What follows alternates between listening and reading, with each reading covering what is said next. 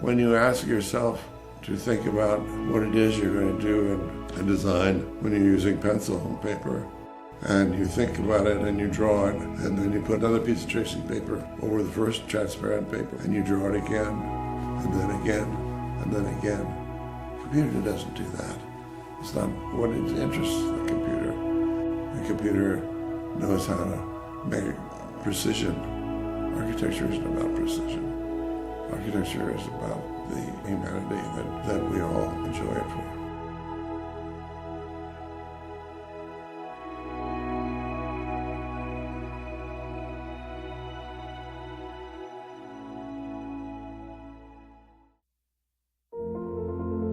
Michael, when he founded this firm, he had a big vision and a big picture idea. He did not want to be like many of the post-war firms that focused on core and shell. He wanted to design everything.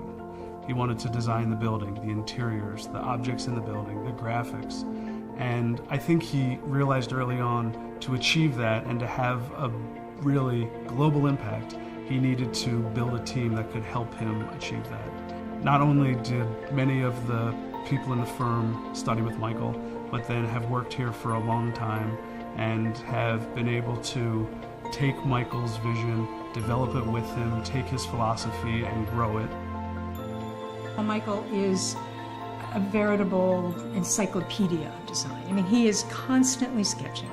He has these little sketchbooks that he carries with him no matter where he goes. He thinks by drawing. I really feel I've learned to draw being in this office. I mean, I had 4 full years of art and design school, but then coming here really taught me about the expression of a line. And I say that in watching Michael draw. I mean, when I draw a line, it's a line. When Michael draws a line, it's from another place. It's full of expression. So much can be denoted from what he puts on paper. He captured the scale, the proportion, all the nuances in a single sketch.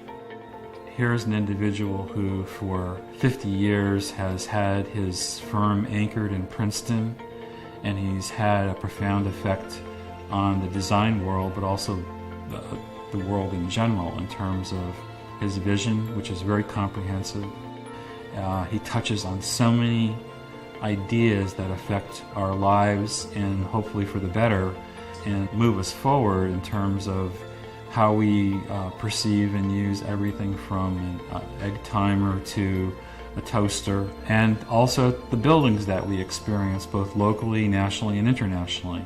There's some wonderful examples in the Princeton area of Michael's work, and then when you draw that circle out, you get into some of the incredible buildings throughout the country, the San Juan Capistrano Library, the Yamana Building, the Portland Building. To have a designer, architect, and artist of this stature working in our immediate community is amazing. So much of what our firm does is rooted in humanism. The idea that people are what the built environment is really all about. People have to live in the space, work in the space, interact with the project, interact with the product. So you have to think about people coming first. And we think about all people. So the idea of universal design and accessibility is really an inherent, almost unspoken part of the work we do before they were buzzwords. Humanism really became a very early understanding of how Michael thought about design.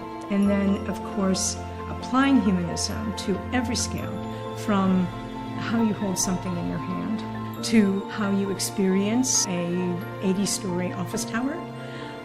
Those are all exercises in human scale for Michael and the people who practice with him. It's Michael's commitment to humanism and transformation that really has kind of infused the firm with its core values and what has kind of become what the firm is known for in terms of its work. The exhibit Michael Graves Passes Prologue is a look back, to some degree, of 50 years of the history of the firm. And it's also a look ahead about the prospect of the things that we could do based on the processes that we've developed over very many years. One of the important threads in the exhibit is drawing. We have always thought that drawing is part of creating. There's something very human about the act of drawing that we think instills the work with a level of humanity that it might not have if you simply drew it on the computer.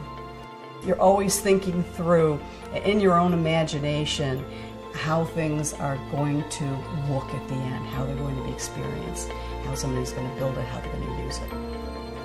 There are other themes that we brought throughout the exhibit. One of them is art and architecture.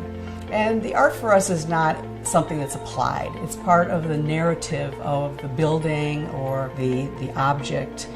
Michael has been a drawer, a painter, a sculptor all of his life. And for him, the art is not an add-on, it's a part of the narrative.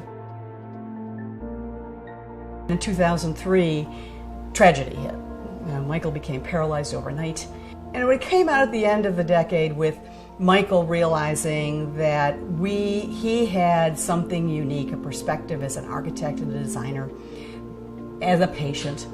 And so in the 2010s then, we are focusing not only on all the things we've always done, but on Wounded Warriors housing, on tremendous innovative programs for Stryker Medical, for Kimberly Clark, and for others.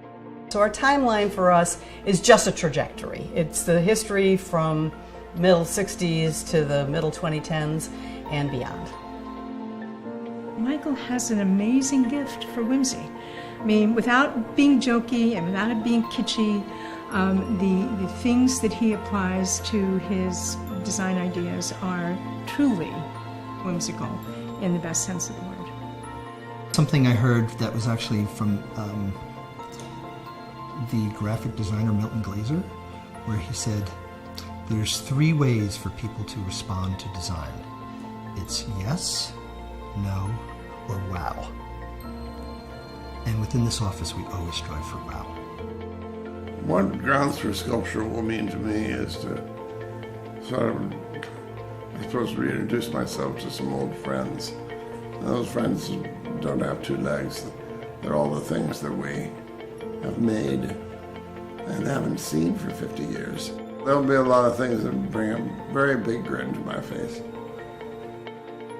People won't realize, and I wish they would, is how difficult it is in architecture to keep a composition of people together for 50 years of drawing and designing together, and to have people being a part of the office for 20, 25 years. These are grand numbers for some of the partners and some of the people that have been here for a very, very long time. And I'm very proud of that, so that it shows that we are a kind of family.